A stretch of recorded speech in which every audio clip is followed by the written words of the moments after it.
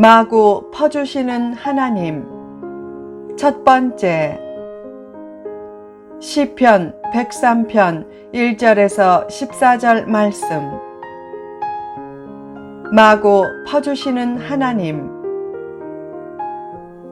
몇 년 전에 필자가 속한 미국 기독교 선교연맹 소속의 나약대학에 다니던 둘째 딸이 The Prodigal God 이란 책을 읽고 메일로 독후감을 보내왔다. 성경에 나오는 유명한 비유 중 하나가 누가복음 15장에 있는 돌아온 탕자의 비유다. 그 탕자의 비유를 염두에 두고 프라디걸의 뜻을 흔히 방탕한 이라고 알고 있다. 그러면 프라디걸 갓은 방탕한 하나님이란 뜻이 되기에 개념의 혼란이 생긴다. 필자가 개발한 네트 영어의 원리에 따라 필자는 틈틈이 네트 영어 사전을 만들어서 현재까지 약 1500페이지를 만들었다. 네트 영어 사전에서는 프라디걸을 원래 개념에 가깝게 마구 퍼주는, 마구 쓰는 이란 뜻으로 정의하고 있다. 그런 개념 이해도 없이 무작정 방탕한 이라고 외워서 인식하고 있으면 프라디걸 갓의 개념에도 혼란이 생길 수밖에 없게 된다. 그런 개념상의 혼란이 없도록 딸에게 바로 메일을 보냈다. 영어에서 프라디걸은 마구 퍼주는 이란 뜻을 가졌기에 프라디걸 갓의 뜻은 방탕한 하나님이란 뜻이 아니고 마구 퍼주시는 하나님이란 뜻이란다. 큰 죄인도 받아주시는 하나님의 무한한 사랑에 대한 역설적인 표현이야. 프라디걸 선, 인생을 낭비하는 아들을 기꺼이 받아주시는 프라디걸 갓, 사랑을 낭비하는 하나님의 사랑이 내게도 넘치길 바란다. 노파심에 그런 메일을 보냈는데 딸이 이미 프라디걸 갓의 개념을 잘 이해하고 있었다. 하나님은 사랑을 마구 퍼주시는 하나님이다. 나 같은 죄인을 구원해 주시고 거룩한 사명과 비전까지 주시고 지금까지 지켜 보호해 주셨으니 하나님은 정말 지나칠 정도로 사랑을 마구 퍼주시며 낭비하고 계신다. 그 하나님의 사랑의 낭비가 없었다면 우리는 사탄과 사건과 사고의 1, 2, 3 펀치를 맞고 다 쓰러졌을 것이다. 늘 하나님의 넘치는 사랑을 생각하고 시련과 시험이 있어도 범사에 감사하는 마음만은 결코 잃지 말라. 감사해야 할 제목. 시편 103편은 자신과의 대화의 중요성을 잘 보여준다. 인생의 성패는 대화 상대를 누구로 삼아 어떤 대화를 하느냐에 크게 좌우된다. 자신은 친구의 거울이고 친구는 자신의 거울이다. 사람은 사귀는 친구를 보면 대략 그가 어떤 사람인지 알 수 있다. 인생에서 제일 중요한 대화 상대는 하나님이다. 그래서 말씀과 기도 시간이 중요하다. 그 다음으로 중요한 대화 상대가 바로 자신이다. 자신과의 대화는 자기 존재를 만들어가는 중요한 대화다. 스스로 이렇게 말해보라. 짜증나, 피곤해. 그러면 삶이 더욱 짜증스럽고 피곤하게 느껴진다. 그처럼 자신과의 대화가 자기를 만들어가기에 자신과 어떤 대화를 하느냐는 무엇보다 중요한 문제다. 본문에서 다윗은 자신에게 하나님을 높이고 감사하라고 도전했다. 영혼을 아름답게 만들고 인격을 성숙시키고 축복을 받으려면 자신에게 끊임없이 감사를 도전하라. 무엇에 대해 감사해야 하는가? 첫째, 하나님의 구원하심에 감사하라. 성도의 감사는 제일 먼저 십자가의 피로 죄를 사하고 구원하신 은혜에 대한 감사로부터 시작되어야 한다.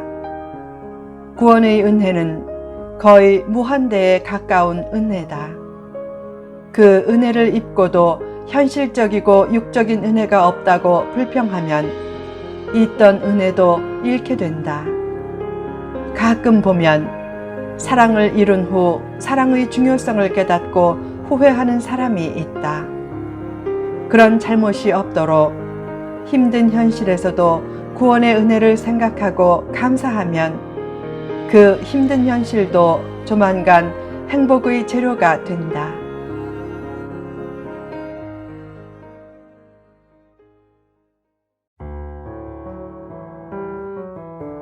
둘째, 하나님의 치유하심에 감사하라.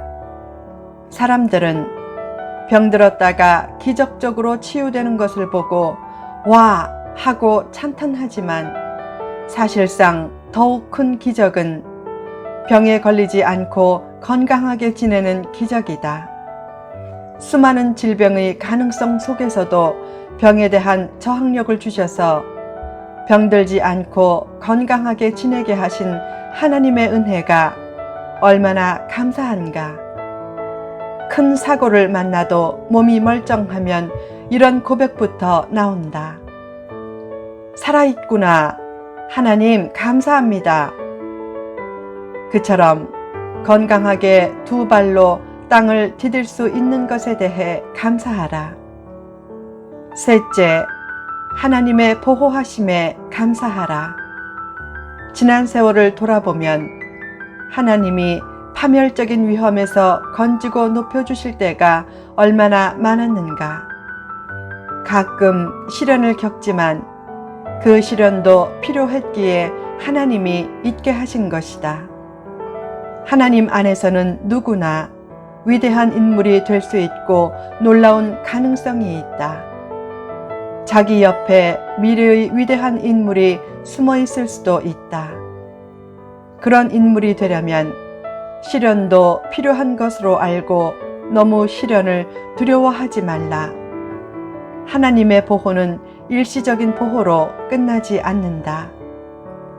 넷째, 하나님의 희망 주심에 감사하라. 짧은 인생을 잘 살다 가려면 부러움과 후회가 없도록 하라. 부러워하면 지는 셈이 된다. 후회는 현재가 불만이란 뜻이고 미래의 희망도 잘 안 보인다는 뜻이다.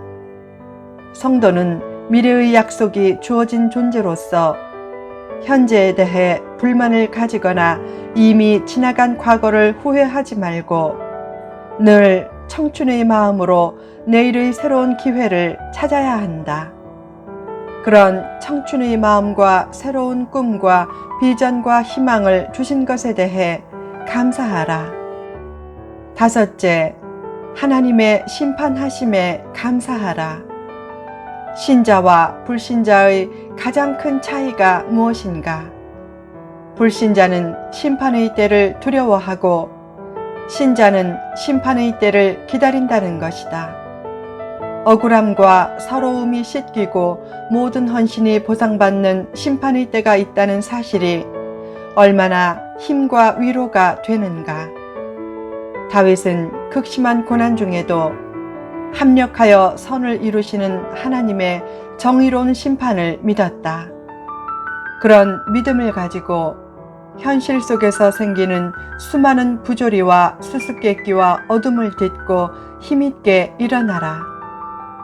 여섯째, 하나님의 존재하심에 감사하라. 하나님은 긍휼이 많고 은혜롭고 노하기를 더디하시고 인자하심이 넘치기에 우리의 죄대로 처벌하지 않으신다. 또한 동이 서에서 먼 것 같이 우리 죄를 멀리 옮기셨고 우리의 체질과 약함을 아시고 아버지가 자식을 긍휼히 여기듯이 성도를 긍휼히 여기신다. 한마디로 말하면 하나님은 사랑을 마구 퍼주시는 하나님이다. 그런 하나님의 존재에 대해 깊이 감사하라. 하나님의 속성을 닮은 길. 성도에게 지상 최대의 과제는 예수님을 닮고 하나님의 속성을 닮는 것이다. 하나님의 속성을 닮고 하나님께 최고로 영광을 돌리려면 어떻게 살아야 하는가? 1. 더욱 사랑하라. 고난이 오면 희생양을 찾다가 누군가를 미워하는 감정에 빠지기 쉽다. 그때 더욱 사랑하고 긍휼히 여기는 마음을 가지라. 하나님의 위대한 속성 중의 하나가 불쌍히 여기는 속성이다. 사람은 알고 보면 다 연약하고 외로운 존재들이다. 그러므로 기본적으로 영혼을 불쌍히 여기는 태도를 가지라. 동이 서에서 먼 것 같이 우리 죄를 멀리 던지고 잊어주신 하나님처럼 누군가의 허물과 잘못을 잘 잊어주라. 그래야 사람의 마음도 얻고 결국 하나님의 마음도 얻는다. 2. 더욱 용서하라. 원수를 용서하고 더 나아가 그의 복을 빌어주라. 생각만 해도 치가 떨리는 원수를 위해 복을 빌어주라고 하신 것을 보면 마치 하나님이 그 사람 편인 것 같다.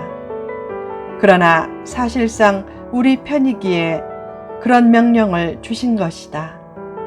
원수를 미워하면 가슴이 떨리고 소화도 안 되지만 반대로 원수는 더 형통해지면서 자기만 비참해질 때가 많다. 반면에 용서하면 자기 상처부터 급속히 치유되고 그때부터 하나님이 자신과 상대와 그 상황에 적극 개입하신다. 용서하기 힘든 사람조차 용서하면 하나님이 앞서 움직이며 축복의 대로를 열어주실 것이다. 후편에 계속됩니다.